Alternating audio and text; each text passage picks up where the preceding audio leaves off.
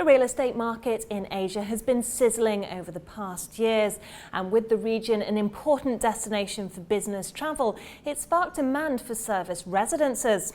With me to discuss is Mr. Ronald Tay of Ascott Residence Trust Management. Mr. Tay, it's been 9 years since Ascott REIT launched.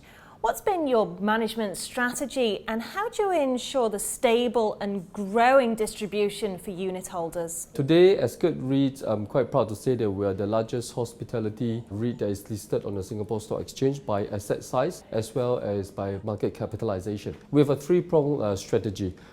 First, we have been very aggressive and active on the acquisition front. Second is in terms of active asset management. All the assets that we own, all the properties that we own, we ensure that they are up to date. This is obviously to drive the RevPAR for the property and to drive the underlying performance as well. And the last prong is in terms of prudent capital management. That is in terms of our balance sheet management, how we hedge our interest rate risk and our foreign exchange risk to mitigate the volatility of the earnings for the REITs. We have, of course, been hearing a lot about the Asian growth story. So is Asia a key growth market for you, and why?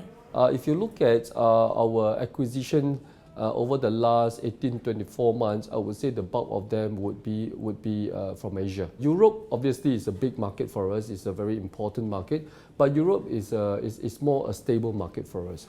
Whereas if you look at the growth market in Asia, I think according to some IMF studies, Asia looking at 2015, 2016, generally the growth will be about 5 to 6% in terms of GDP growth. And that is primarily one of our key growth drivers as well, because we are focusing on the corporate market, the extended stay market. So key indicators like GDP growth, FDI growth are important factors for us. And that is where we think that in the medium to long term, Asia will be the growth markets for the REITs. You set a target asset value of 6 billion Singaporean dollars by 2017.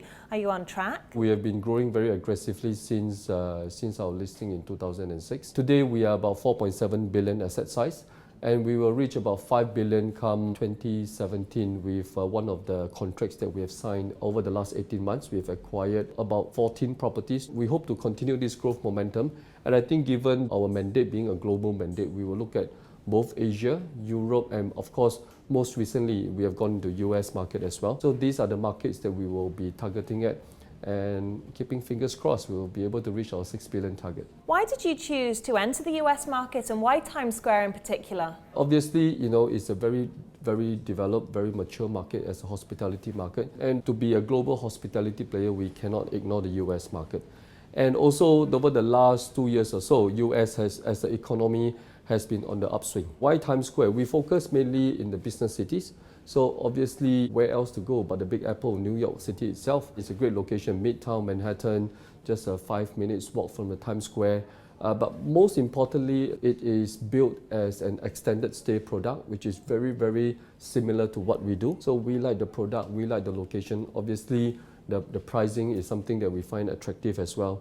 So that's our maiden acquisition in US, hopefully more to come. And finally, how does the hospitality market differ between different regions, from the Asia Pacific to Europe and indeed the Americas? For US and Europe, it's a much more developed market as compared to Asia. Asia, of course, including some of the emerging markets like Philippines, Vietnam, and even Indonesia.